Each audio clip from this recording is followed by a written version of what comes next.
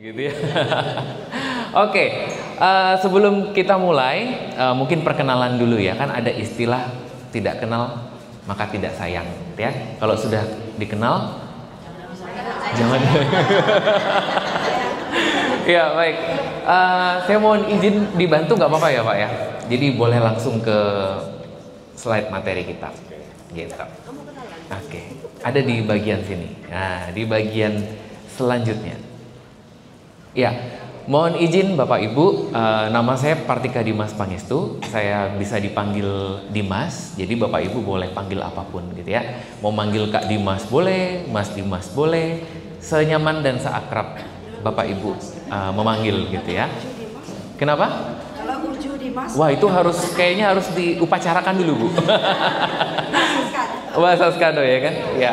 Nah, sesuai dengan tema kita hari ini, membangun generasi cerdas dan berkarakter menuju Indonesia emas. Kemarin Bu Magdalena dan Bu Lili sudah hubungin. Kita punya tema seperti ini, tema yang sangat menarik begitu ya. Jadi kita akan ambil poin penting dari kata cerdas dan berkarakter. Poin apa Ibu? Cerdas dan berkarakter. Nah, kita simpan dulu ya, cerdas dan berkarakter. Mencegah ya daripada mengobati. Nah, itu ada betulnya juga gitu ya. Boleh dilanjutkan Pak? Ya, saya seorang psikolog Bapak Ibu. Jadi kalau bayangan orang pada umumnya mendengar kata psikolog itu kaitannya adalah dengan orang dengan gangguan kejiwaan gitu ya, yang tidak pakai baju di jalanan ada Ibu. Gitu ya. Jadi Bapak Ibu yang menghadapi lansia di rumah itu yang cerewetnya minta ampun gitu ya. Itu ada ilmunya Bapak Ibu ternyata ya. Saya juga nggak mampu tuh menjadi psikolog lansia gitu ya. Kemudian saya juga memiliki izin untuk menangani anak berkebutuhan khusus Bapak Ibu. Jadi banyak di sekitar kita anak-anak berkebutuhan khusus ya. Ada yang terkait dengan permasalahan autism, pernah dengar Bapak Ibu? Kemudian ADHD gitu ya. Kalau speech delay itu bukan gangguan, tapi gejala. Nah, suatu hari kita akan bahas, mungkin di pertemuan-pertemuan selanjutnya kita akan bahas tentang anak berkebutuhan keluarga. Itu adalah tempat yang paling pertama, betul ya Bu ya? Kalau bicara tentang keluarga, pasti berbicara tentang pola asuh. Seperti itu kan? Karena anak yang berkembang baik itu tergantung asuh, asih, dan asahnya. Betul kan? Nah, sekarang saya mengajak, ini bukan menghakimi Bapak Ibu gitu ya. Karena dalam mengasuh anak itu bukan hanya ibu yang dibutuhkan. Betul? Tapi yang dibutuhkan juga Bapak. Ya Pak ya? Ya Pak? Ya. Karena berdasarkan penelitian yang ada di Indonesia sekarang, anak-anak Indonesia itu ternyata fatherless-nya tinggi Bapak Ibu. Fatherless itu apa? Indonesianya adalah kehilangan sosok ayah. Di dalam pola asuh, kenapa harus dibutuhkan sosok ayah? Tidak hanya ibu. Karena ayah itu akan mewariskan. Belum bagus. Ya, kalau masih di bawah 6 tahun, itu masih wajar karena masih dikembangkan. Tetapi itu sudah menjadi tanda merah atau red flag, itu harus diperbaiki. Gitu ya, batasnya sampai 6 tahun. Dia harus bisa mengelola emosinya, bisa menunda, bahwa segala sesuatu itu tidak bisa dimiliki dalam waktu sekejap. Nah, terkait regulasi emosi ini, kalau gagal gimana Ibu? Kalau gagal, anak itu tumbuh dewasa gitu ya, sampailah di usia SMA, "Mak, aku minta motor KLX." Nggak dibeliin, dibakar rumahnya. Nah, itu resikonya. Paham ya? Nah, betapa berbahayanya regulator yang kita pasangkan ke anak-anak kita itu kalau kita tidak latih rebutan, ya kan? Rebutan. Kalau sudah rebutan berarti ada yang dapat, ada yang tidak dapat. Yang tidak dapat inilah kita sebut dengan pengangguran. Itu tantangan kita. Tantangan kita di hari ini adalah selalu mencetak untuk generasi kita itu menjadi follower. Ini memang kenyataannya seperti itu. Follower ya, maksudnya paham ya? Follower, mengikuti, berlomba-lomba. Tetapi kita belum ke arah yang inovatif, pengembangan, bisnis, dan lain sebagainya. Itu yang terjadi. Sehingga PR kita mungkin kita bisa menanamkan nilai-nilai terkait dengan inovasi, terkait dengan pekerjaan, bisnis dan lain sebagainya. Ini masuk ke dalam urgensi, kepentingan kita hari ini, gitu ya. Kemudian pola asuh itu sebagai pondasi awal. Bapak Ibu kalau membangun rumah itu pondasinya harus bagus atau enggak? Ya, misalkan saya kasih bayangan, kita mau bangun rumah 3 tingkat. Tapi betonnya kita buat hanya 10 cm. Roboh nggak, Bu? Roboh, Bu. Baru jadi langsung roboh. Ya kan? Jadi minimal betonnya harus 40 kali 40 supaya rumah itu kokoh. Kalau dibandingkan dengan pola asuh kita adalah ya kita harus mempersiapkan ketika anak ini nanti menghadapi persaingan yang lebih besar, ya dia harus bisa belajar dari sekarang gitu. Apa saja nanti kita bahas. Ketiga, mengapa urgensi ini penting? Karena kualitas sumber daya kita ini tidak lahir dari hanya kurikulum sekolah. Pinter di sekolah, pinter di keagamaan, dibicarakan adalah siapa yang kita makan besok. Itu negara luar, Bu. Gitu maksud ya, Bu ya. Maksud ya. Jadi langkah pembicaraannya itu sudah lebih jauh maju gitu. Seperti itu. Gitu. Anggapannya begini. Ibu dan Bapak semua menggunakan kendaraan, betul ya? Kendaraannya rata-rata produksi mana? Produksinya Indonesia. Tapi yang punya saham, punya ide itu negara mana, Bu? Jepang, Bu. Kalau Honda, Yamaha, Kawasaki, di sini kan banyaknya Honda, Yamaha gitu ya. Itu kan Jepang. Ibu pernah lihat di YouTube Jepang? Ada yang pakai sepeda motor seperti kita, Bu? Jalan kaki ya, Bu ya. Tapi kenapa negara kita pakai? Oh, panas. Di sana ada tsunami, Bu. Iya, Bu, di sana ada tsunami, Bu, gitu. Nah, itu. Jadi kita bukan melihat perilaku konsumen ya, tetapi poin yang kita lihat adalah ternyata negara yang sekecil itu, yang tidak lebih luas dari Pulau Jawa, itu memiliki kemampuan ekonomi yang sangat masif sehingga membuat negara lain itu membutuhkan mereka. Betul ya? Betul kan? Nah, itu yang kita bilang sebagai daya saing global. Nah, Indonesia punya apa? Banyak, Bu, SDM-nya banyak, tapi belum berkembang. Tadi kan masih berkembang. SDM kita itu masih belum berkembang, sehingga kita itu hanya bertahan saat ini melalui SDA, kelapa sawit. Nah, itu berkembang. Emas, tembaga, batu bara, tetapi SDM-nya belum ada apa? Ya, ada apa dengan kita? Padahal kita tidak kekurangan orang pintar. Gitu ya. Nah, itu berasal dari rumah kita. Oke, kita lanjutkan. Oke, saya ada pertanyaan nih, Bu. Ketika anak atau remajanya Bapak Ibu ini pulang sekolah gitu ya, apa kalimat pertama yang biasanya keluar? Ketuk, pulang gitu kan. Coba saya minta bantu angkat tangan. Yang nanya, sudah makan belum? Ada angkat tangan? Ada. Iya, MBG. Sudah makan belum? Gitu, sudah ya? Ada. Oke. Ya. Terus lauknya apa? Dimakan nggak? Gitu ya. Terus yang kedua, sudah ngerjain PR? Yang mana nih yang sudah ngerjain PR? Oh, enggak ya. Damai ini berarti tempat Ibu nih. Saya mau, Bu, jadi anaknya, Bu. Gitu. Kemudian yang ketiga, mana HP-nya? Oh iya, enggak ya. Nah, yang keempat, halo sayang, bagaimana kabarnya? Malaikat banget ya. Kayaknya 0,5% deh dari sini. Enggak. Ada yang menanyakan seperti itu? Halo sayang, gimana kabarnya? Gitu. Ada? Ada? Iya. Nah, keempat ini tadi itu bisa menunjukkan bagaimana pola asuh itu bisa terjadi di rumah. Kita kupas lebih dalam. Kita lanjutin, Pak. Nah, kita pahami dulu, Bu. Sekarang kita masuk ke dalam dunia yang modern, gitu ya. Kita tidak tinggal lagi di dunia hidup tahun di 1980, 1990 gitu ya. Kalau 1990 itu TV baru ditemukan yang warna, gitu ya. Tapi kita sekarang di tahun 2025 ada banyak perubahan dari cara berpikir kita. Gap antara kemajuan anak-anak di zaman sekarang dengan zamannya ibu beda. Kalau anak sekarang punya email itu bisa 10, Bu. Ayo, pasti Bapak Ibu nggak tahu. Nggak tahu. Instagram bisa sampai 15.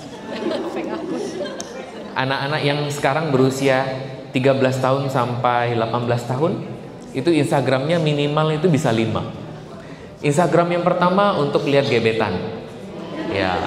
Instagram yang kedua untuk gebetan yang kedua. Nah, Instagram yang ketiga, gebetan ketiga lagi, ya kan? Itu digunakan sesuai dengan fungsinya, atau yang kita sebut dengan akun alter. Akun alter atau fake itu kita sebut dengan akun alter. Akun yang digunakan untuk memeriksa, memantau, atau bahkan membuli. Makanya mungkin ibu sama bapak lihat ada banyak pembulian-pembulian pakai nama yang tidak jelas. Nah, itu yang kita sebut dengan akun alter, akun yang tidak sebenarnya, gitu ya. Gambarnya yang anime, gitu ya, yang gambar panda, yang gambar macam-macam, gitu. Itu yang terjadi sekarang. Tapi kalau di tahunnya bapak dan ibu baru mengenal disket, ya kan? Sekarang punya email juga satu, dan itu dibuka mungkin sebulan sekali untuk lihat slip gaji. Atau digunakan pada saat lupa paspor Facebook, iya kan, baru buka email, gitu. Nah, itu yang berbeda. Kita lihat sekarang, kita kupas. Silahkan Pak. Ya, adanya perubahan sosial dan teknologi ini sudah sangat jauh. Ini yang harus kita sadari. Meskipun kita tinggal di Sekadau, itu kita sekarang sosial dan teknologinya itu sudah setara dengan Jakarta. Ya, meskipun kita tinggal di daerah, itu kita bisa kerja secara remote dimanapun, kapanpun, dan siapapun. Gitu. Kalau hari ini, gitu ya, saya bisa mensupervisi calon psikolog baru yang ada di Aceh. Itu bisa sekarang. Kalau dulu tidak bisa.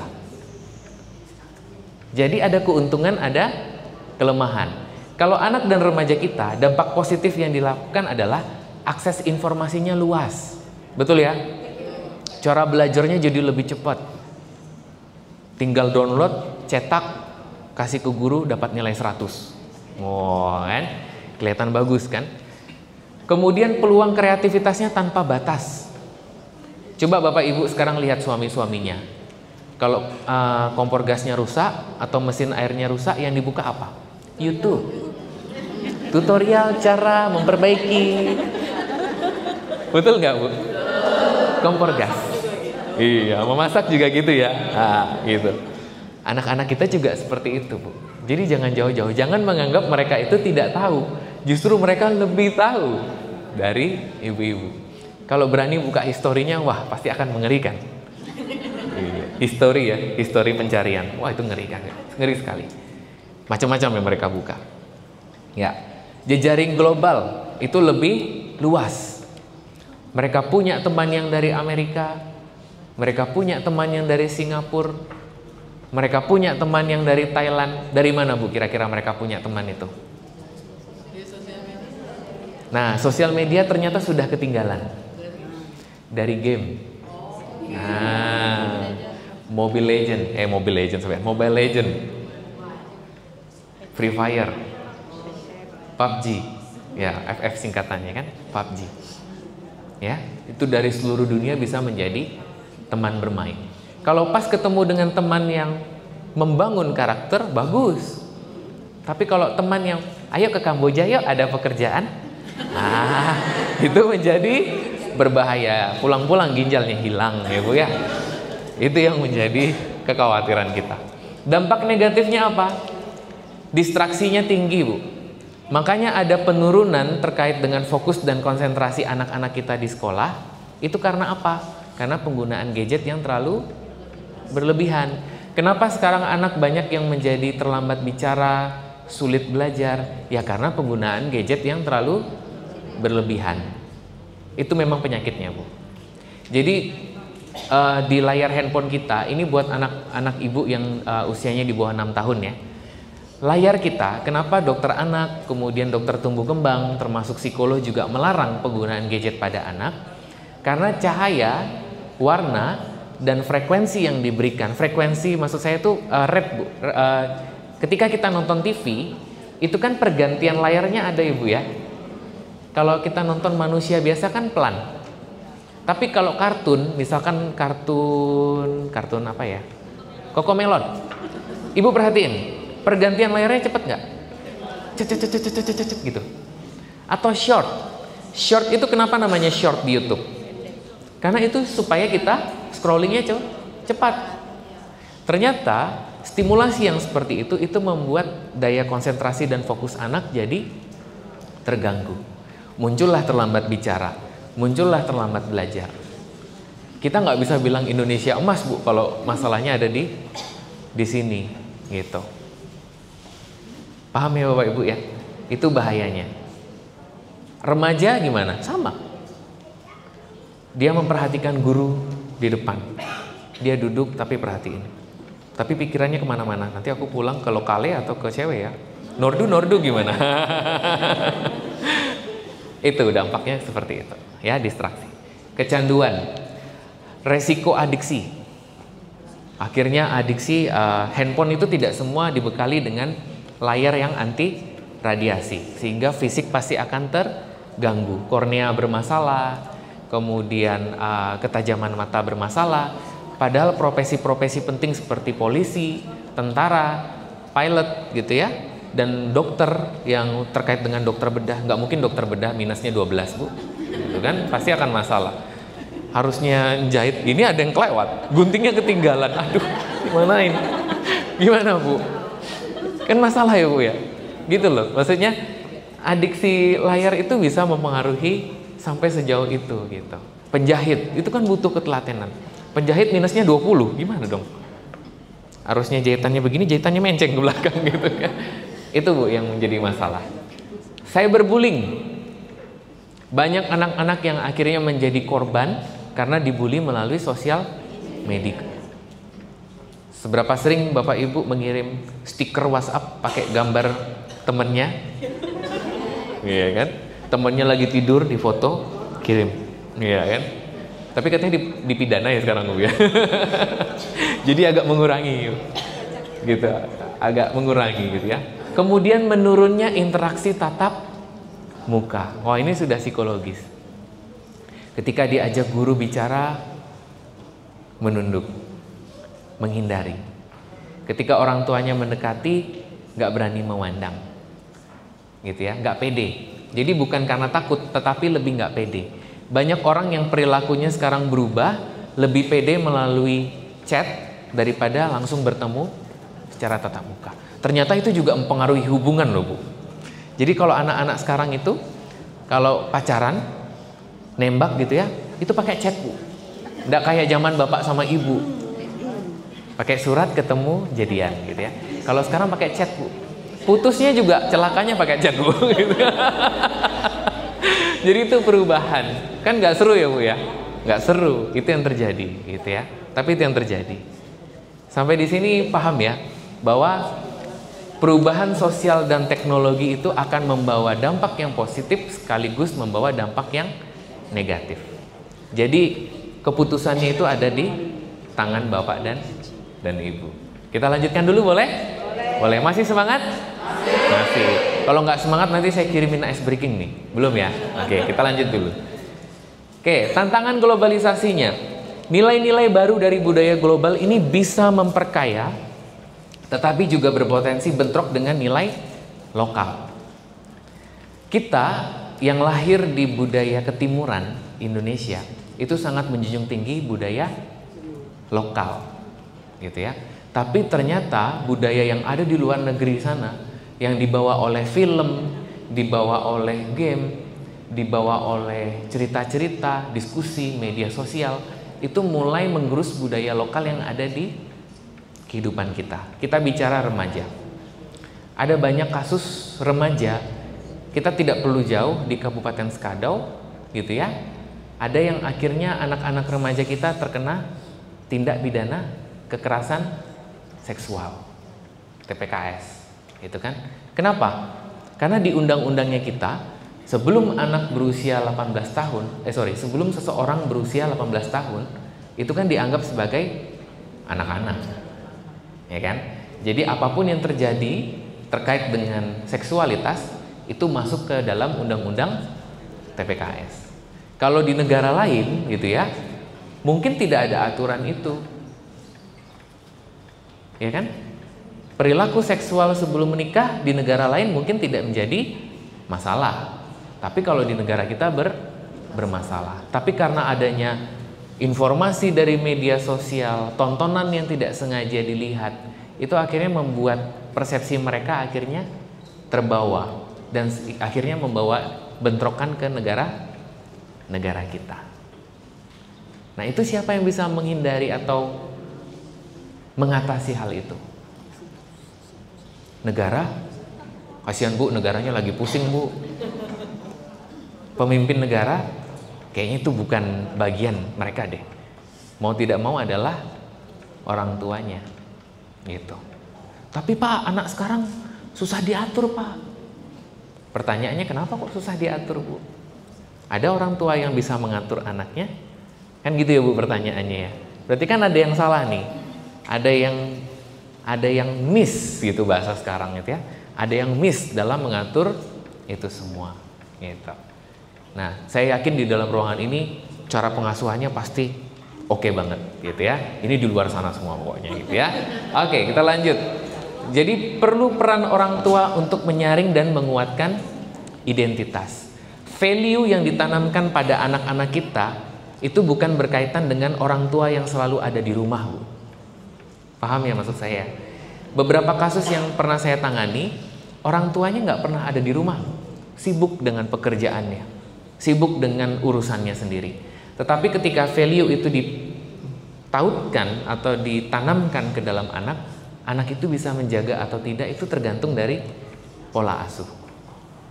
Ada orang tua yang di dalam rumah terus, anaknya dilihat terus, tapi justru value itu tidak muncul menjadi nilai yang terpendam pada anak. Ada seperti itu. Aneh kan ya Bu ya? Padahal kalau orang tuanya di rumah terus, harusnya kan anaknya lebih berkembang lebih baik. Kok malah banyak yang tidak berkembang menjadi lebih baik? Berarti kehadiran orang tua itu bukan jadi satu-satunya penentu nilai dalam diri anak itu bagus. Tapi tergantung bagaimana cara orang tua itu membawakan. Yang tadi Bu, mamamu gimana di rumah? Galak? Nah, gitu. Gitu ya? Bisa ya dipahami ya? Terus akhirnya ketemulah pertanyaan, bagaimana jadi orang tua malaikat gitu nanti? Gitu ya Bu, nanti kita lanjutin. Oke. Nah, ini tantangannya. Semoga ini tidak terlalu membebani, tetapi kita semakin bisa mendapatkan diskusi yang menarik. Lanjutkan Pak, boleh Pak? Iya. Kalau misalkan kita bicara anak sama remaja, itu kita bedain dulu ya Bapak Ibu ya. Kalau anak-anak itu usia 0 sampai 12 tahun. Nah, 0 sampai 12 tahun yang dibangun atau kita tanamkan kepada anak itu adalah terkait dengan bahasa. Ibu-ibu jangan khawatir, jangan anaknya dibandingin sama tetangganya yang lain. Kok anak tetanggaku ngomong bahasa Inggrisnya udah cacut gitu ya? Kok anakku nggak bisa-bisa ya? Kok anak tetanggaku bisa main piano sampai pejam mata ya? Anakku enggak ya gitu ya? Ya kan? Biasanya kan seperti itu ya. Nah, perlu Anda ketahui Bapak Ibu bahwa kecerdasan kita itu bermacam-macam. Kalau misalkan tidak menonjol di bagian itu anaknya ya jangan dipaksain. Mungkin memang kecerdasannya tidak di area itu.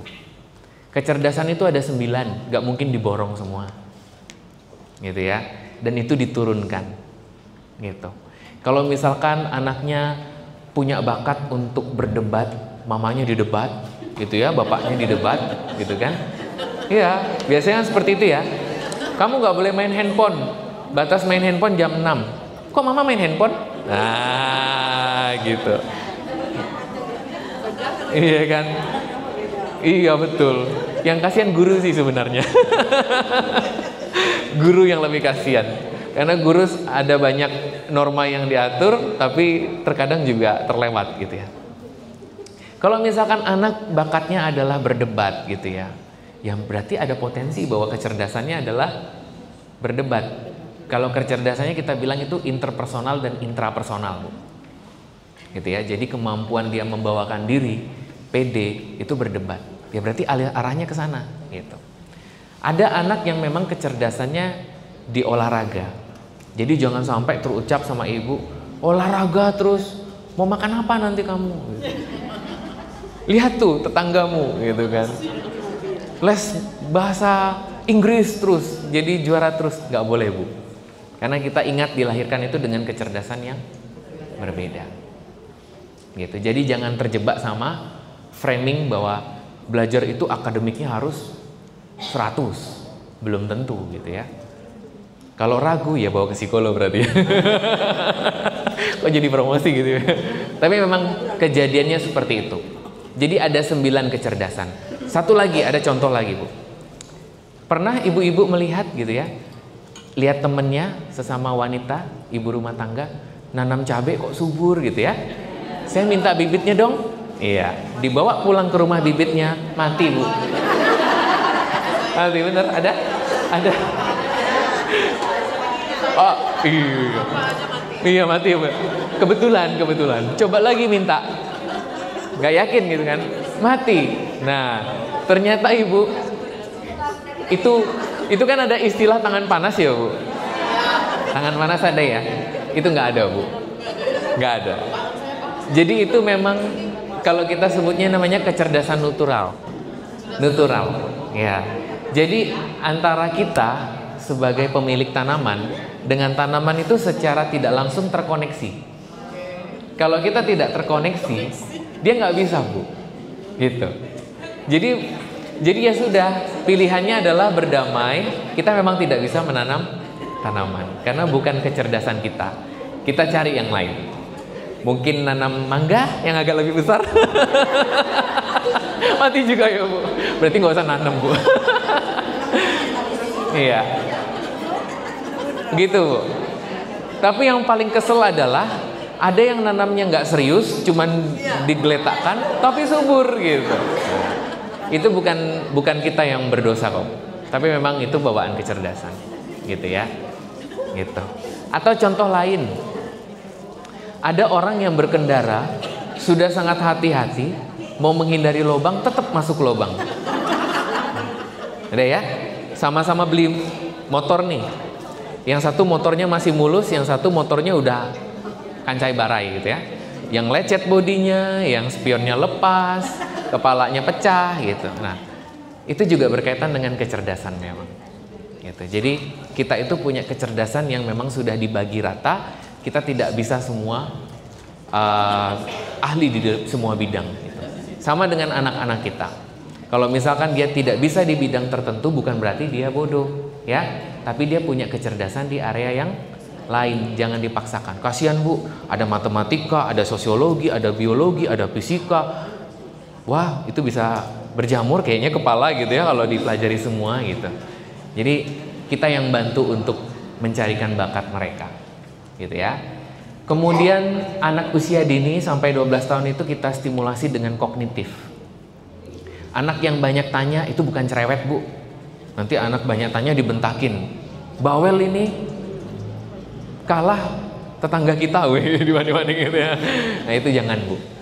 Karena nanti kalau misalkan dibilang bawel, dia jadinya menutup kemampuan itu, akhirnya tidak mau bersuara. Rentan depresi jadinya ya. Kemudian sosial emosional. Diajari bagaimana caranya bertamu gitu ya. Kalau misalkan melewati orang tua harus seperti apa, menyapa, kemudian salam. Itu hal-hal yang harus dipelajari sejak usia dini, budaya-budaya lokalnya gitu ya. Tapi yang paling melekat itu adalah selalu menerima dengan tangan kanan, selalu salim ketemu dengan orang yang lebih dewasa. Itu sosial emosional, menghargai orang lain gitu ya. Kemudian tantangannya apa? Stimulasi yang tidak merata. Nah, generasi kita yang di bawah kita ini, Bu, gitu ya. Kalau ibu-ibu di sini mungkin generasi X sama generasi Y ya, rata-rata ya. Generasi X itu yang lahir di tahun 81 sampai generasi X itu 78 sampai dengan 86. Nah, kalau Y 86 sampai 94. Gitu ya. Nah, generasi Z ini, Bu, yang agak mengkhawatirkan kalau cara didik anaknya, Bu. Yang lahir tahun 95 ke atas ini, nah, ini agak mengkhawatirkan kalau didik anaknya, gitu ya, karena agak ekstrim, ya, ada nabrak sana nabrak sini sedikit, gitu ya. Nah, itu yang perlu kita hati-hati. Seringkali kan akhirnya bentrok dengan generasi sebelumnya. Yang paling viral itu adalah yang anaknya dibedong sama neneknya, kemudian ketahuan sama dia, terus ngomel-ngomel gitu kan, jadi konflik. Padahal bedong itu juga sebetulnya ada sisi positifnya, gitu ya. Cuman komunikasinya yang akhirnya tidak merata. Pengasuhan yang terlalu otoriter atau permisif, nanti kita bahas pengasuhan. Kemudian keterpaparan gadget sejak dini. Kalau ibu mau ikuti saran saya, sebelum usia 8 tahun itu sebaiknya jangan dikenalin gadget, Bu. Kalau mau menciptakan anak yang cerdas. Nah, itu makanya, Bu. 8 tahun itu penentu karakter anak. Terus ada sanggahan dari orang tua, nanti dia kuper. Dulu saya sampai 8 tahun nggak pegang HP, nggak kuper kok, Bu. Ibu juga nggak pegang handphone 8 tahun juga nggak kuper, malah justru lebih sehat secara mental, ya kan? Nah, itu yang perlu kita ketahui. Kita lanjutin. Kalau remaja gimana? Nah, kalau remaja ini agak berbeda, Bu, cara menanganinya. Karena kita berhadapan dengan mencari jati diri dan krisis identitas. Kalau berhasil, dia punya jati diri. Tapi kalau tidak berhasil, tabrakannya langsung ke krisis identitas. Bahaya, Bu. Makanya kalau kita mengasuh anak remaja itu harus dibedain sama mengasuh anak. Anak 12 tahun kita ancam masih bisa, Bu. Nggak dibeliin coklat ya nanti ya. Nggak dibeliin Kinder Joy ya. Oh iya, Mak, ya, Mak, gitu. Coba kalau anak remaja nggak dibeliin Kinder Joy, nggak mempan, Bu. Nggak mempan, nggak pakai gitu. Nah, itu yang harus hati-hati. Cara mengasuhnya beda. Kenapa? Karena tantangannya adalah dia punya pengaruh dari teman sebaya. Dia nggak dapetin ibu sebagai teman bercerita, dia ceritanya sama teman, Bu. Makanya jangan heran, kok anak saya lebih dekat sama teman saya sama saya ya? Ada yang salah berarti. Kalau kalau anaknya remaja kita lebih dekat sama teman sebayanya, berarti ada sesuatu yang salah sama ibu dan anak ibu. Itu untuk refleksi. Gitu ya. Saya nggak tahu yang terjadi di rumah seperti apa. Tekanan akademik. Untuk masuk universitas ternama harus lulus atau di bidang ini, betul ya? Kemudian pencarian kebebasan. Dorongan remaja itu kan ingin menjadi manusia yang bebas. Tapi di rumah selalu dibatasi. Gitu. Nah, lalu bagaimana cara mainnya? Nanti kita akan belajar. Perubahan hormonal. Wah, ini agak kusut juga remaja ini ya. Karena adanya perubahan hormonal, karena pubertas itu juga membuat emosi mereka itu seperti roller coaster. Ibu pernah naik roller coaster, Bapak Ibu? Habis dinaikin, tapi kalau usia sekarang jangan ya, Bu ya. Saya juga udah nggak boleh, Bu. Iya, 30 nggak boleh, Bu. Habis dinaikin, terus turunkan lagi. Nah, itu yang terjadi pada remaja. Kalau mereka tidak bisa berhasil meregulasinya tadi, akhirnya menjadi krisis identitas. Risikonya apa? Mereka menjadi perilaku beresiko. Ada yang menjadi seks bebas, ada yang jadinya ke narkoba, ada yang ke kenakalan remaja lain, vandalisme. Vandalisme itu merusak fasilitas umum, gitu ya. Kemudian penipuan atau pemerasan. Rata-rata tergantung kepribadiannya yang mana, gitu. Pembawaannya. Depresi ada. Kalau yang orangnya ekspresif, mungkin jadi yang perilaku beresiko. Tapi kalau orang yang introvert atau introsepsi gitu ya, dia menjadi lebih depresi, mudah stres, mengurung diri gitu ya, tidak pede dan lain sebagainya. Kemudian harga dirinya itu menjadi lebih rendah. Ketika dia mau maju, mendampingi melihat bandingannya orang, akhirnya mundur gitu. Karena mungkin di rumah cara didiknya adalah dengan cara pembandingan gitu ya. Akhirnya dia terbiasa untuk membandingkan kemampuannya dia dengan orang lain. Kita lanjutkan lagi. Ya, sehingga kita sebagai orang tua itu harus punya yang namanya literasi. Wah, literasi itu menyampaikan pesan bahwa IQ itu tidak cukup. Bapak Ibu paham terkait dengan IQ? IQ, intelligence quotient. Kecerdasan kita itu bisa diukur Bapak Ibu. Kecerdasan itu kita bisa ukur. Kecerdasan manusia yang normal itu adalah 91 sampai 109. Itu normal. Itu harus diukur. Gitu ya. Kalau di bawah 91 berarti di bawah rata-rata.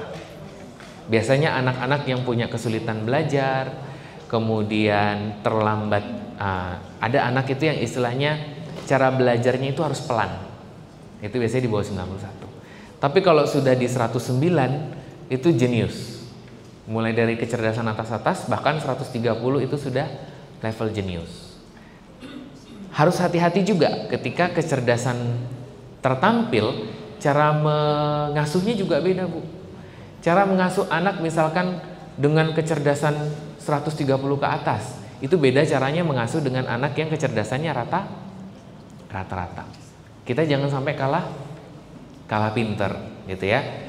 Anak yang kecerdasannya di atas rata-rata itu pembicaraannya bukan hal-hal biasa, hal-hal yang sudah luar biasa. Jadi tidak bisa kita misalkan bohongi gitu ya. Wah, mereka tahu, Bu. Gitu. Bisa dipahami ya. Nah, apa saja yang perlu kita latih secara IQ? Ini juga informasi, mungkin bisa dicatat, difoto, diilhami gitu ya. Atau nanti saya mau kenalkan gua tempat saya bertapa tadi juga boleh. Mungkin bisa dapat ilham gitu ya. Boleh lanjutin, Pak. Kalau IQ tadi berkaitan dengan kecerdasan. Cerdas itu beda sama pintar ya Bapak Ibu ya. Kalau cerdas itu modal orang untuk bertahan hidup menggunakan kecerdasannya. Ketika dia menghadapi kesulitan, dia bisa untuk mencari jalan keluar. Ketika dia berhadapan dengan problematik gitu ya, menghadapi permasalahan, problem gitu ya, dia punya cara gitu. Kalau pintar itu muatannya dengan akademik. Wah, dia pintar matematika ya karena dia berlatih matematika. Tapi orang pintar itu butuh cerdas. Tapi orang cerdas belum tentu pintar. Loh, kok bisa begitu? Orang cerdas belum tentu pintar, pintar sudah pasti cerdas. Karena untuk menjadi pintar itu dia butuh yang namanya minat. Kalau dia tidak minat di situ ya dia nggak akan mau, Bu. Ingat ya Bu ya. Jadi kalau anak atau remaja Ibu tidak berminat di bidang itu, jangan dipaksa. Karena buang waktu. Saya punya beberapa rekan gitu ya, cerdas gitu ya. Tapi tuntutannya adalah dia menjadi dokter di keluarganya. Dia nggak ada pilihan karena tekanan dari pamannya dokter, orang tuanya dokter, kakeknya dokter, dia terjebak, Bu. Nah, sementara minatnya itu adalah di dunia penerbangan. Gitu kan? Aktif banget di dunia penerbangan. Jadi game-gamenya itu tentang penerbangan, kemudian aviasi gitu ya. Akhirnya tidak bisa terlepas dari itu. Dia lulus tidak dari kedokteran? Bisa, tapi setelah lulus ya dia nggak mau jadi dokter. Gitu. Kan akhirnya kesejahteraan psikologinya nggak dapet ya, Bu. Gitu. Nah, jangan sampai anak-anaknya Bapak Ibu juga seperti itu. EQ, emotional quotient, sudah dipastikan belum anak dan remajanya emotional quotient-nya bagus? Untuk apa itu?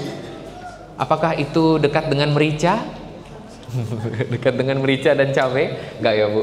Jadi emotional quotient itu ukuran kecerdasan emosional untuk memahami, mengelola, dan mengekspresikan emosi. Itu penting. Kemudian ada spiritual quotient. Bukan hanya bersifat religius, tetapi dia punya makna dan tujuan dari hidupnya. Dia dilahirkan, dibesarkan oleh ayah dan ibunya, itu punya tujuan nggak sih? Dia punya makna nggak? Atau jangan-jangan dia kehilangan tujuan, kan bahaya. Gitu ya. Q atau adversity question. Ini adalah ukuran dari daya tahan seseorang untuk menghadapi kesulitan dan bertahan hidup. Misalkan seseorang punya IQ yang tinggi, tetapi emotional quotient-nya rendah, Bu. Apa yang terjadi? Kecerdasan intelektualnya bagus, tapi emosionalnya rendah. Kemampuan mengelola emosi rendah. Kalau dia jadi seorang pemimpin negara, misalnya, apa yang terjadi? Iya. Yang tercipta adalah diktator. Dia nggak mau tahu, pokoknya sesuai keinginan dia, gitu kan? Tidak nurut, hukum pancung, wah, misalnya kayak gitu-gitu.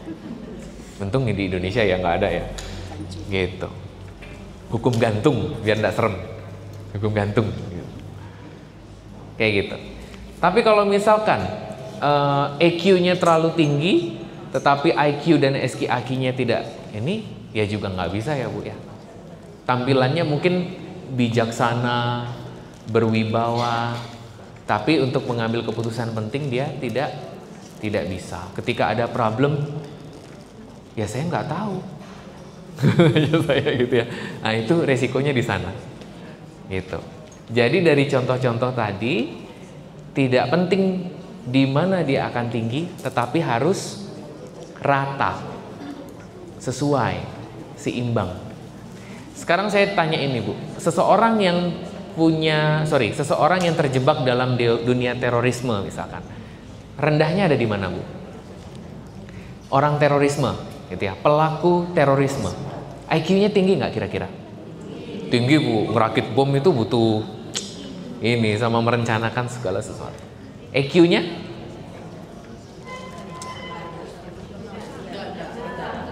EQ-nya bisa tinggi, Bu? Tinggi, EQ-nya malah tinggi. Yang bermasalah justru di spiritualnya. Dia tidak punya makna. Sekali lagi, SQ itu bukan berkaitan dengan religius, tapi makna, tujuan dia hidup, value-nya itu sampai sejauh mana. Itu yang kita butuh lihat gitu. Kalau terlalu tinggi di salah satu, rendah di salah satu, itu akan menjadi sebuah perkembangan yang tidak sempurna. Jadi kita harus pastikan keempat ini berkembang dengan sempurna. Wah, kayaknya anak saya nanti kuliah di luar pulau sendirian deh. Berarti yang harus dikembangkan apa? Utamanya adalah adversity question-nya. Yang hari ini biasanya dibantu mamanya untuk memenuhi kebutuhan, dia nanti di luar pulau harus sendiri. Berarti itu yang harus kita latih. Bisa ya? Semoga bisa dipahami. Kita lanjutkan dulu. Atau butuh ice breaking dulu nih, Bu? Saya atau Ibu? Kayaknya semangatnya kalau dari Ibu nih kayaknya, Bu. Kita berdiri dulu, Ibu, supaya enggak gitu dong. Ya kan? Belum duduk, ya kan? Belum duduk. Sekarang mau duduk, mau berdiri? Nah, sekarang pasti sudah tahu bagaimana kalau saya sebut door, jawabannya door, ya? Bisa? Door. Oke. Kalau saya sebut terkait dengan pola asuh efektif, Ibu. Jadi ada teori dan praktiknya ternyata. Berkaitan dengan ice breaking tadi tuh nyambung, Bu. Coba kita lihat ya. Boleh kita lanjutin, Pak. Kalau misalkan bicara pola asuh, ini sudah paling familiar. Ada 4. Betul ya Bapak Ibu ya? Ada pola asuh yang kita kenal dengan otoriter. Karakternya apa kalau otoriter? Keras, terlalu tegas, monoton, mementingkan diri sendiri, egois gitu ya. Itu otoriter. Kalau permisif, ya, membiarkan tapi masih ada batasan. Ya, ada batasan. Contohnya begini, terkait jam pulang malam. Kalau anak mendapatkan pengasuhan otoriter, tidak boleh pulang malam, maksimal jam 8. Lebih dari jam 8 tutup pintu, tidur di luar. Nah, itu otoriter. Jadi betulan terjadi ketika anaknya pulang 8:05, pintu sudah dikunci, lampu di dalam rumah sudah padam. Jadi anaknya harus tidur di luar. Betul-betul tidur di luar. Iya, itu otoriter. Akhirnya kan Bu, dampaknya kan, ya itu dampak buruknya. Itu otoriter, gitu. Kalau permisif, Ibu, itu tidak ada batasan. Mau pulang jam berapa terserah, nggak pulang ya nggak apa-apa. Ya. Tapi kalau permisif ini anaknya masih dicari besoknya. Ya, kok nggak pulang ya anakku ya? Di mana ya dia ya? Gitu kan? Begitu pulang kemarin semalam dari mana? Nah itu permisif. Yang ketiga itu adalah penelantaran atau pengabaian. Persis permisif tapi lebih parah. Anaknya pulang silahkan, tidak pulang ya tidak apa-apa. Gitu. Jadi anaknya mau kemana aja itu bebas gitu. Itu permisif. Kalau demokratis ada komunikasi di dalamnya. Jadi ketika orang tua menetapkan batas malam pulang jam 8, ketika anak datang 8:10 malam, anak ditanya, "Kenapa pulang terlambat? Ada apa?" Gitu, ditanya dulu. Ke depan jangan seperti itu ya, gitu. Terkesan di pola asuh ini yang paling bagus itu adalah nomor 4, tapi tidak selamanya bagus, Bu. Kalau teori ini sebetulnya teori yang sudah lama, yang itu tidak bisa digunakan di zaman sekarang karena kurang efektif, gitu ya. Kurang efektif. Kalau kita menghadapi anak-anak di generasi sekarang, kita pakai salah satu saja, itu kurang efektif. Sehingga kita bisa pakai yang namanya istilahnya pola asuh yang efektif. Kita bisa menyesuaikan karakter anak itu ada di mana, kondisinya seperti apa, barulah kita akan sesuaikan. Gitu ya. Kalau misalkan anak minder, tidak pede, mengurung diri, membandingkan dirinya dengan orang lain gitu ya. Kalau kita pakai pola asuh otoriter, apa yang terjadi? Anaknya semakin minder, semakin down gitu ya. Tapi kalau kita pakai penelantaran atau abai, wah, semakin tidak terbentuk gitu ya. Sehingga yang paling bagus itu adalah demokratis gitu. Tapi ketika kondisi anaknya sudah di luar kendali, melawan orang tua, merasa dirinya berada di superioritas. Jadi di dalam rumah itu ada sisi superioritas dan sisi inferior gitu ya. Mana yang menurut siapa gitu ya. Jangan sampai di rumah itu anaknya yang menjadi sosok superior. Jadi orang tuanya yang harus menuruti kemauan anak. Itu sudah kebalik, Bu. Tapi kalau kondisi itu terjadi, apa yang kita lakukan? Ya, mau tidak mau pakai yang namanya otoriter. Itu. Nah, untuk membangun itu semua ada tipsnya Bapak Ibu. Boleh kita lanjutin, gitu ya. Keterampilan yang utama terkait dengan pola asuh yang efektif ini yang pertama adalah komunikasi dua arah, Bapak Ibu. Komunikasi dua arah itu adalah komunikasi yang benar-benar terjadi antara orang tua dan anak, gitu ya. Bapak Ibu sebelum bicara sama anaknya, pastikan anaknya itu siap ketika diajak bicara. Anaknya udah capek pulang dari sekolah, pulang dari les, dibiarin istirahat dulu, jangan dikepoin. Ini gimana tadi di sekolahnya gimana? Kamu gini sudah diberikan 1000 macam pertanyaan. Padahal perutnya udah kerucuk-kerucuk, gitu ya. Jadi biarkan dulu istirahat, biarkan dulu makan, biarkan dulu dia mungkin tidur siang, gitu ya. Jadi komunikasi dua arah itu ada tipsnya. Tips yang pertama adalah bisa dilakukan pada saat sebelum tidur atau pada saat anak makan, gitu. Iya, saat makan, gitu. Tapi tergantung kondisi ya. Orang itu akan lebih rileks itu pada saat makan. Tapi kalau ada tipe beberapa orang yang saat makan tidak mau diajak bicara, ajaklah bicara setelah makan, gitu. Kalau anak-anak atau sebelum tidur. Ya, sebelum tidur. Jadi sebelum tidur malam, jadi butuh pendekatan ya. Kalau sudah anaknya dewasa, udah agak besar maksud saya, udah remaja gitu, terus tiba-tiba ibu mendekati, nih ya, pasti akan aneh dia. Ih, kenapa nih ibu nih? gitu ya. Kok tiba-tiba nih ngapain nih gitu ya. Nah, itu seharusnya memang dibentuk sejak anak itu masih kecil gitu ya. Tapi nggak apa-apa kalau mau dilakukan mulai anaknya remaja, nggak ada masalah. Selama ibu tidak melakukan intimidasi, bapak ibu melakukan intimidasi terhadap anak, ya dia akan merasa aman. Gitu ya. Bisa? Nah, pembahasannya juga harus disesuaikan dengan minat anak gitu ya. Kalau misalkan keluhannya adalah anak saya itu lebih dekat sama teman-teman sebayanya, ya mungkin teman-teman sebayanya bisa membahas itu satu frekuensi.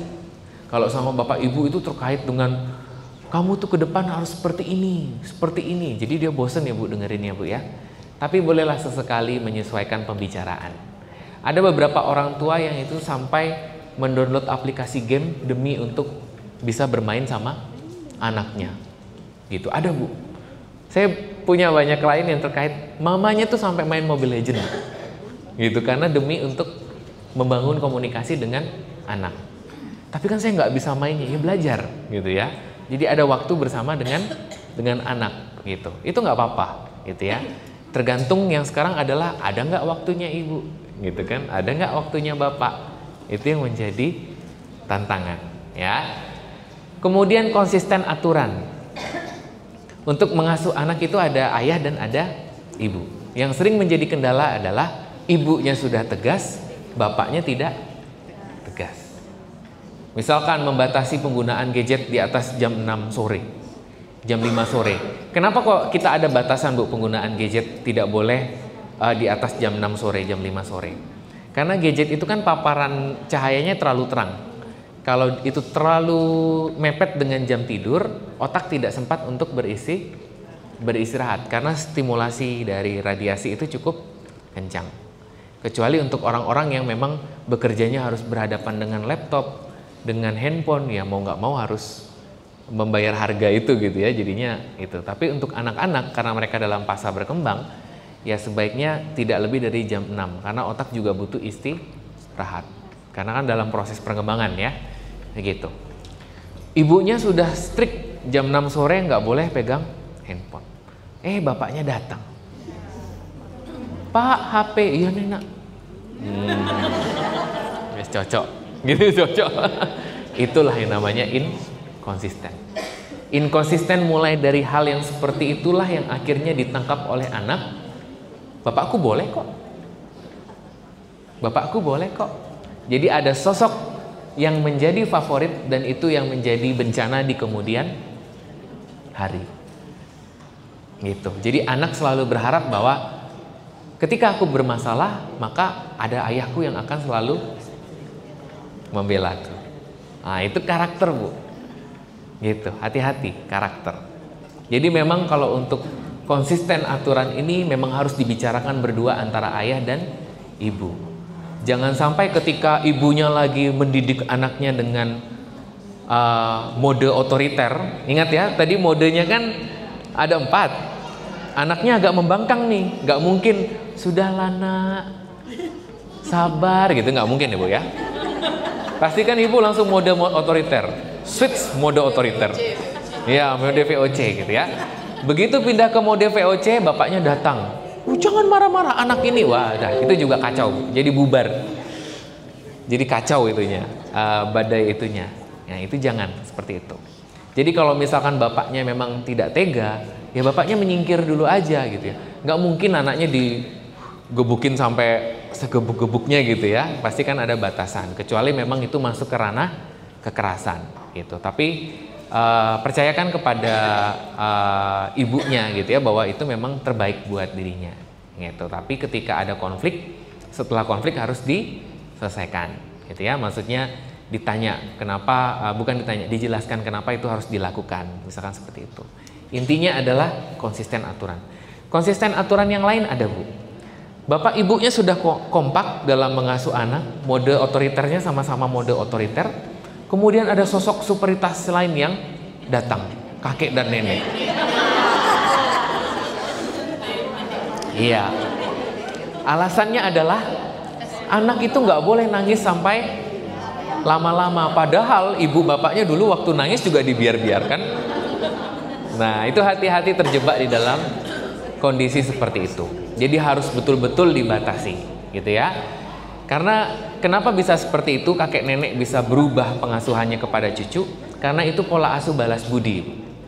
Jadi kakek dan nenek kenapa bisa sebegitu soft spoken ya kepada cucunya? Ada rasa bersalah, merasa khawatir apa yang diberikan kepada anaknya dahulu kurang, kemudian dibalas budikan ke cucunya. Tapi masalahnya adalah di poin kedua, tidak konsisten. Itu hati-hati juga, gitu ya. Aturan yang tidak jelas di dalam pola pengasuhan itu ditangkap anak itu berbeda, karena mereka belum bisa berpikir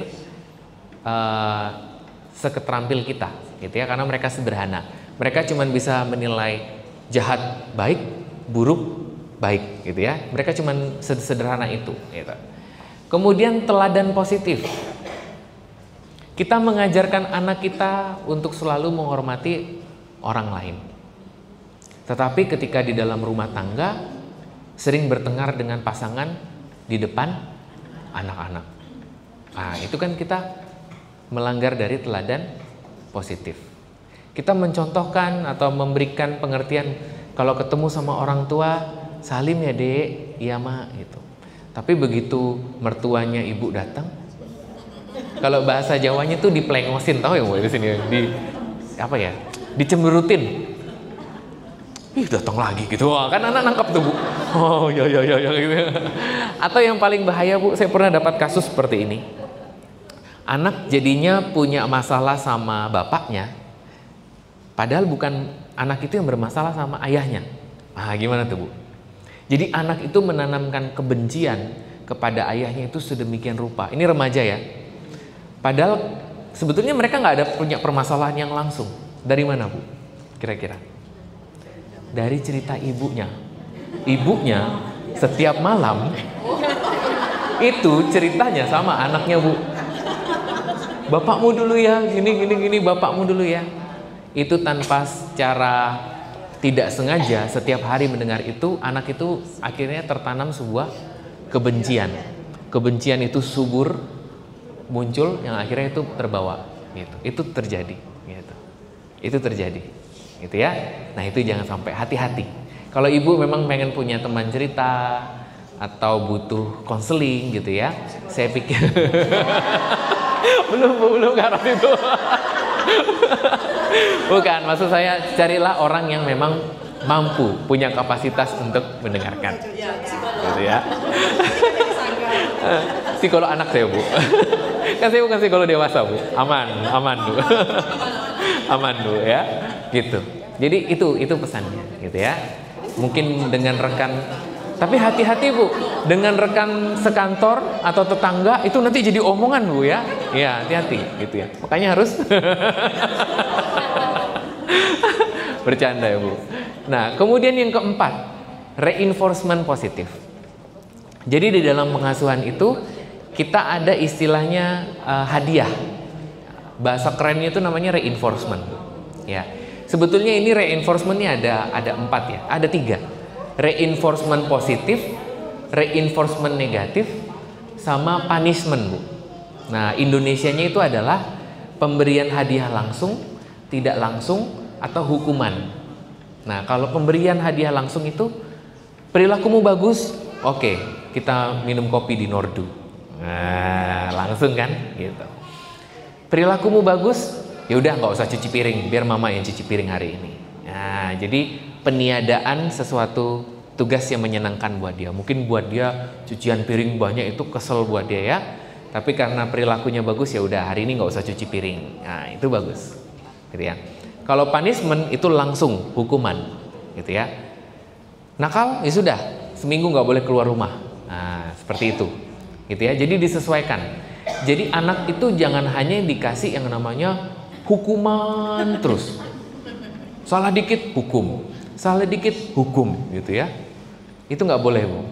Tapi ketika dia berperilaku yang bagus, itu berilah motivasi sekecil apapun. Kadang anak-anak atau remaja itu ketika ada kata-kata yang terucap dari ayah sama ibunya, ih kamu hebat banget loh hari ini, itu semangatnya beda bu, gitu. Meskipun yang nggak amat ya, gitu. Gitu kan? Tapi kan yang mereka harapkan seperti itu gitu. Misalkan dia biasanya bangun kalau masuk sekolah, sekarang jam berapa Bu ya? Jam 6.30 ya Bu? Jam 7. Jam 7. Biasanya bangun jam 6.15. Tapi ternyata pagi ini dia bangun setengah 6. Nah, itu dipuji Bu, gitu ya. Wih, kamu hebat banget. Pagi-pagi udah bangun gitu ya. Setengah 6 kan Bu? Belum, setengah 6 belum telat. Biasa kan 6.15 dia bangun. Gitu. Tapi yang terjadi di Indonesia adalah mimpi apa? Setengah 6 udah bangun. Iya kan Bu? Enggak, soalnya saya menerima curhat Bu. Tumben gitu ya. Itu beda loh Bu. Itu baru pagi dibilang tumben, itu mau semangat gitu ya. Balik lagi Bu. Kerasa nggak? Kerasa banget gitu. Banget gitu. Jadi itu yang kita lakukan. Jadi kita bisa merubah cara berkomunikasi kita dengan remaja-remaja kita. Saya yakin kalau misalkan itu diubah, akan lebih sering jalan-jalan dengan ibu dan bapak di sini remajanya dibandingkan sama teman-temannya. Karena kalau di lingkungan mereka, loh, mamamu pergi ke Pontianak kamu nggak ikut? Enggak, males banget gitu kan. Nah, gitu. Itu yang kata-kata terucap. Gitu ya. Kemudian empati dan regulasi emosi. Gitu ya. Kita memberikan empati itu secara hati-hati. Karena itu yang dilihat oleh anak. Gitu. Misalkan apa? Tetangga sedang kesusahan gitu ya. Hati-hati, kadang kita itu sudah menjaga lisan tapi kadang itu keluar ya. Gitu ya. Nah, itu pura-pura itu tetangga itu. Wah, itu tanpa sengaja direkam oleh anak-anak Bapak Ibu. Dan itu membuat mereka akhirnya tidak berempati sama orang lain gitu. Sama saudara. Misalkan kita hidup dengan saudara di satu kota yang sama. Ketika saudara kita ada yang sakit, kemudian ditanyalah sama anak kita. Ini terjadi ya. Mak, kita nggak jenguk paman gitu ya. Nggak usah, dia juga cuek sama keluarga kita. Itu bisa menjadi bencana. Terkadang kan menurut kita itu sudah biasa ya Bu ya. Biasa kan? Ucapan itu kan biasa. Atau bahkan pembicaraan antar suami istri gitu ya. Menurut kita anak itu nggak denger Bu ya. Dinding itu bisa ada telinganya kalau anak-anak. Yakinlah gitu ya. Makanya seolah-olah dia main, tapi di main itu telinganya mendengar Bu. Itu yang harus kita lihat, gitu ya. Termasuk regulasi emosi. Nah itu yang perlu kita lihat. Jadi saya tahu Bapak Ibu pasti punya kemampuan untuk melakukan itu, tetapi kesadaran mampu tapi belum sadar, ya. Kesadaran untuk melakukan rem itu belum sampai di situ. Nah, pulang dari sini kita punya rem yang baru, saya ganti kampas remnya semua gitu ya. Saya ganti kampas remnya, jadi ada batasan-batasan yang bisa di-share gitu ya, bisa diucapkan, ada yang tidak. Khusus poin yang pertama terkait dengan remaja kita harus tahu remnya, kapan kita bisa bicara sama mereka, kapan kita tidak bicara dengan mereka. Mereka itu kalau remaja itu senangnya gini Bu. Kita bisa bicara gitu ya, atau misalkan bapak sama anaknya, misalkan namanya Agus gitu ya, kan ini kan Agustus. Agus, bapak mau bicara sama Agus, boleh? Gitu. Jadi harus ada pertanyaan seperti itu. Harus ada persetujuan dulu. Mereka akan lebih dihargai, gitu ya. Jangan belum siap kamu, Agus, bapak itu yang nggak suka kamu. Wah, ternyata Agusnya baru putus Bu di sekolah. Ya, itu cinta, kan remaja kan Bu. Ya, kayak gitu. Gitu. Nah, gitu. Ya, kita lanjutkan lagi. Nah, saya mau minta pendapat dari Ibu nih. Satu orang ya, nanti tolong dijawab. Seorang anak Bu, kelas 3 SD. Baru saja pulang sekolah. Begitu sampai rumah, langsung cari HP. Mak, mana HP-ku? Dan main game nggak kenal waktu. Padahal ada pekerjaan rumah dari guru yang belum terselesaikan. Sebagai seorang ibu, sik, pinjam ya Bu. Sebagai seorang ibu, Apa yang Ibu lakukan, Bu? Nah, silakan, Bu. Terima kasih, Mas. Siap. Kalau dari kasus ini kurang lebih seperti anak saya. Aduh. Anak saya umur kelas 5 SD. Oke, siap. Dan terus terang kalau masa sekarang lebih banyak membantahnya. Oke. Ini harus membuat saya lebih bersabar dalam menghadapi anak saya. Nah, di sini kalau dilihat dari kasus, karena anak saya laki-laki, biasanya saya selalu bilang baiknya ganti baju dulu. Karena ini jarang ya, karena saya guru dan saya itu pulangnya itu anak saya lebih dulu daripada saya. Kalau biasanya kalau pas libur selalu saya sampaikan ya namanya melarang pasti ya. Tapi saya lebih kepada gini, karena saya anak laki-laki jadi memang anak-anak laki-laki itu lebih banyak bermainnya. Jadi saya biarkan dulu bermain, tapi saya kasih waktu misalkan kamu boleh main asalkan tidak lama, misalkan 15 menit. Tapi kalau 15 menit dia itu tidak juga selesai, maka saya sampaikan 5 menit lagi. Kalau 5 menit lagi tidak, maka maaf, saya bisa ambil HP-nya atau saya matikan bikinnya. Gitu. Oke, tepuk tangan dulu buat Ibu. Terima kasih, Bu. Oke, baik. Satu lagi, mungkin Ibu. Nah, anak Ibu kira-kira usia 3 SD baru saja pulang terus seperti ini. Kalau Ibu gimana? Terima kasih, Pak. Kebetulan anak saya baru kelas SD, Pak. Iya. Oke, jadi untuk pengalaman anak satu tadi, Pak ya. Untuk saat ini sih, memang kami di rumah komitmen suami istri bahwa anak itu tidak boleh pakai HP dulu. Kami udah komitmen anak dikasih HP setelah dia usia 12 tahun. Oke, bagus. Jadi untuk saat ini sih kalau anak saya pulang sekolah biasanya memang dia jarang kayak main HP atau langsung TV, apalagi sekarang dia sekolah. Biasanya kalau anak saya itu orangnya lebih senang bermain dengan alam. Kayak dia bisa nanti kalau dia kebun, misalnya di rumah itu biasanya dia selalu izin, "Mak, boleh nggak bongkar mainan?"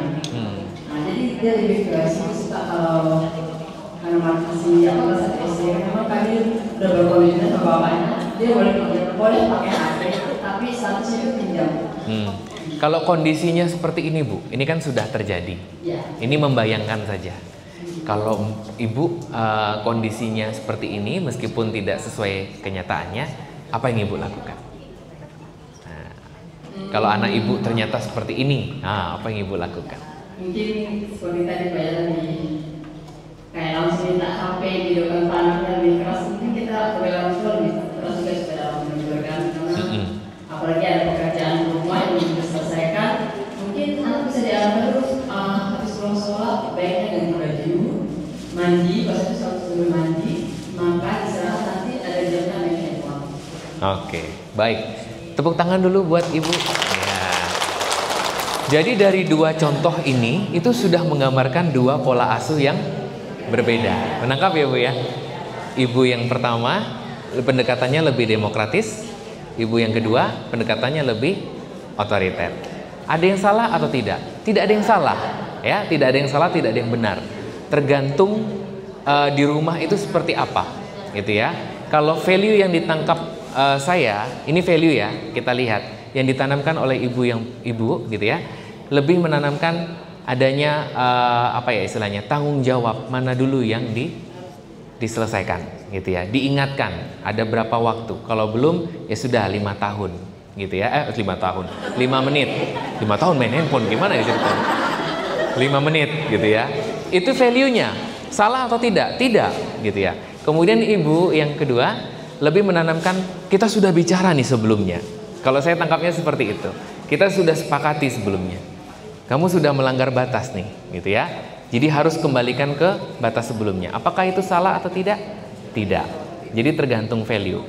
Kalau ini dilakukan dengan konsisten, bapak dan ibu, kedua anak ini punya karakter yang memang itu terbawa sejak dari dalam keluarga, gitu ya. Jadi karakter yang mungkin timbul dari ibu yang pertama adalah anak ini dibantu untuk mengenali apa?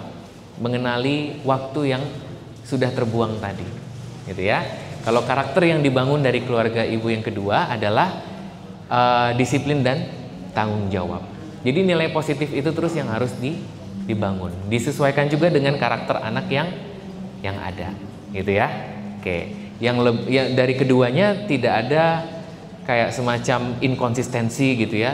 Dua-duanya konsisten, gitu ya. Tinggal bagaimana cara meneruskannya, gitu. Kasus yang kedua, kita lanjutin, Pak. Seorang remaja perempuan kelas 11 atau 2 SMA, ya, pulang ke rumah lewat jam 11 malam. Tidak memberi kabar kepada orang tua, ditegur justru memberikan jawaban yang kurang sopan. Nah, silakan Ibu, kalau Ibu kira-kira ada remaja perempuan seperti ini, apa yang Ibu lakukan? Ya, silakan. Ya, seandainya Bu. Ya, boleh. Seandainya sampai jam 11 malam belum pulang, sedangkan sebelum dia berangkat kan kita udah kasih tahu. Iya. Batasan pulang mungkin sekitar jam 10, sudah paling lambat gitu ya Mas. Iya.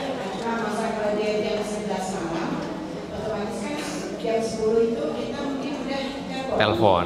Telepon kenapa belum pulang? Nah, kita mungkin harus dengarkan dulu penjelasannya kan. Kalau penjelasannya masuk akal, ya nanti itu kita kasih peringatan juga. Kalau selanjutnya tidak boleh diulang lagi. Nah, terus kalau penjelasannya tidak masuk akal, mungkin akan konsekuensinya kita tegur atau ya ada sejenis peringatan yang agak keras mungkin supaya dia tidak mengulangi kejadian itu. Oke, baik. Dengan Ibu siapa, Bu? Ibu Utin Yuniati Ibu. dari BKM. Panggilannya Bu? Ibu Utin. Ibu Utin. Tepuk tangan dulu buat Ibu Utin. Nah, sekarang saya lihat nih, kalau seandainya Ibu, Bu, punya remaja yang seperti ini, di Plaza, Bu? Oh, bukan. Belum. Enggak ya? Salah saya, salah. Silakan, Bu. Ibu punya remaja perempuan kelas 2 SMA, pulangnya di atas jam 11 malam. Ditegur malah ganti marahin Ibu. Iya, betul. Betul di Plaza, Bu? Oh, enggak. Seorang ibu ini kecemasannya, kekhawatirannya itu melebihi bapak-bapak. Betul. Kalau anaknya pulang lewat dari jam yang sudah ditentukan, belum bisa tidur. Jadi ya memang kadang buat kita marah. Cuma kadang saya pikir tuh kalau bapaknya itu lebih tenang. Jadi saya ini kadang berpikir kok bapaknya bisa tenang ya. Sementara saya sebagai ibunya itu cuma dan khawatir ya, telepon tak ada sama seperti itu. Bagaimana ya? Kadang-kadang memang ya kalau emosi kita lagi terkontrol, jadi kita bisa tenang. Kalau nggak terkontrol, Bu? Oh iya, betul. Berarti Plaza tadi ya, Bu? Oh iya. Dengan tanya aja kemana, di mana nongkrongnya, dengan siapa aja. Oke, baik. Dengan Ibu siapa, Bu? Ibu Hana. Ibu Hana. Respon dari Ibu Hana dan Ibu Utin mirip ya Bapak Ibu ya? Jadi sama-sama menanyakan apa yang terjadi sampai pulang lebih larut malam, gitu ya. Hanya respon selanjutnya ada sedikit berbeda nih. Yang Ibu Hana ada potensi meledak, gitu ya. Kalau Ibu Utin masih peringatan keras. Gitu. Ibu mau berpendapat boleh, silakan, Bu. Kalau anak Ibu seperti ini bagaimana, Bu? Digantung, oh enggak? Terima kasih atas kesempatan yang diberikan kepada Ya, Bu. kami. Kebetulan saya punya anak 3 remaja laki-laki. Siap, Bu. Jadi menemukan hal ini pernah dan biasa. Oke. Cuman kalau saya dan bapak itu sudah sepakat karena ini anak remaja, cara menanganinya kami berbeda. Kami kalau kita keras nanti takut dia melawan, Pak. Ya. Jadi kami sifatnya menghimbau. Nah, jadi biasanya saya hanya kasih tahu anak saya, coba tolong pikirkan juga bapakmu yang menunggu. Oke. Kalau sampai jam 11 kamu datang, kamu kan harus berpikir bapakmu menunggu kamu sampai jam 11, sampai gitu kan Pak. Sementara bapakmu untuk tidur, dia perlu waktu lagi. Dia baru bisa tidur, bisa jadi dia nanti sampai jam 1 baru dia bisa tidur. Nah, ini kan akan bapakmu yang terasa dampaknya terhadap kamu lakukan. Oke. Diminta untuk merefleksikan ya Bu ya. Iya, Diminta. dia disuruh memahami juga apa yang kami rasakan di rumah, Iya. menurut dia. Oke, Saya betul. selalu ke kami dan bapaknya selalu seperti itu. Ya. Oke. Baik, dengan Ibu siapa? Ibu siapa? Bu Yuliana dari BPRB. Oke, panggilannya Bu Yuliana ya. Iya. Tepuk tangan dulu buat Ibu Yuliana. Baik. Nah, jadi dari respon ketiga keluarga ini membuktikan bahwa respon kita di dalam keluarga itu berbeda-beda. Tergantung bagaimana situasi di rumah, karakter anaknya, gitu ya. Termasuk juga langkah selanjutnya yang kita dapat. Tapi kalau misalkan kita menemukan kasus yang seperti dicontohkan di depan ini Bapak Ibu, yang selalu kita upayakan adalah tanyakan, kenapa yang bersangkutan pulangnya sampai larut malam, gitu. Karena pulang larut malam itu bisa jadi bukan hal yang negatif, gitu ya. Bisa jadi karena dia lagi hobi main badminton, gitu ya, sampai pulang malam. Karena sekarang lagi hype-nya badminton nih Bu, ya. Atau mungkin lagi ngerjain tugas yang sampai telat, gitu ya. Dan respon marahnya yang tidak sopan itu mungkin karena dia sedang merasa capek atau tertekan. Jadi kemungkinan itu ada terjadi. Nah, kembali lagi, ketika kita dalam pengasuhan itu lebih banyak mengeremnya itu akan lebih baik. Kalau memang ada rasa kekhawatiran, wah jangan-jangan anak ini melakukan hal yang tidak-tidak, ya tinggal cross check bagaimana kehidupan di sekitarnya, teman dekatnya siapa, kan kelihatan ya Bu ya. Kalau anak-anak kita dekat sama si A, si B, si C, kan karakternya akan kelihatan, gitu. Jadi jangan cepat menilai, gitu. Kemudian masukan dari Bu Yuliana juga bisa diadaptasi, gitu ya. Kita selalu memberikan reflektif. Ada orang lain loh yang dikorbankan. Jangan-jangan dia nggak merasa ada orang lain yang dikorbankan, gitu kan? Atau jangan-jangan ada orang lain yang dikorbankan, sehingga dia dibantu untuk merefleksikan. Oh ternyata kalau aku pulang telat bapakku nungguin ya, gitu. Seperti itu. Bisa dipahami ya Ibu ya, Bapak Ibu ya. Oke, kita lanjutkan Pak. Sedikit lagi kita mau. Bagaimana pertanyaannya membangun generasi cerdas dan berkarakter? Nih. Membangun generasi cerdas dan berkarakter sesuai dengan temanya tadi. Ini penutup ya, cerdas dan berkarakter. Silakan Pak, kita lanjutin dulu. Prinsipnya ada 5. Ini yang mungkin butuh dicatat ya. Prinsip yang pertama adalah yang perlu kita tanamkan itu adalah nilai. Sepakat? Yang perlu kita tanamkan apa Bapak Ibu? Nilai. Nilai yang pertama adalah kejujuran, gitu ya. Dasar, itu dasar. Kalau orang tidak jujur berarti tidak amanah. Kalau orang tidak bisa jujur, ya berarti dia tidak bisa menanggung beban dan tanggung jawab, gitu ya. Kalau misalkan kita bertemu sama orang lain, yang pertama kita lihat itu adalah orang ini amanah nggak kalau dikasih kepercayaan. Seperti itu ya. Itu yang kita tanamkan ke anak kita. Kemudian yang kedua, tanggung jawab. Kalau sudah diberikan rasa tanggung jawab, misalkan tadi pulangnya nggak boleh lebih dari jam 9 malam. Gimana? Dia bisa bertanggung jawab nggak dengan itu? Kalau misalkan dia lewat, ya berarti dia belum belajar bertanggung jawab. Kita tambahkan lagi mungkin peringatan supaya dia bisa bertanggung jawab. Ketiga, empati dan kepedulian. Ini krisis banget untuk zaman sekarang ya. Empati sudah mulai kurang, kemudian kepedulian juga sudah mulai kurang. Dari hal-hal kecil Bu, tadi kita sudah bahas dengan tetangga, dengan keluarga terdekat kita, itu kadang bisa dipancarkan dari sana. Kemudian disiplin.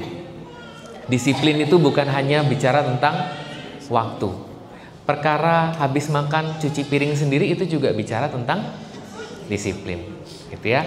Habis tidur membereskan tempat tidur sendiri itu juga bicara tentang disiplin.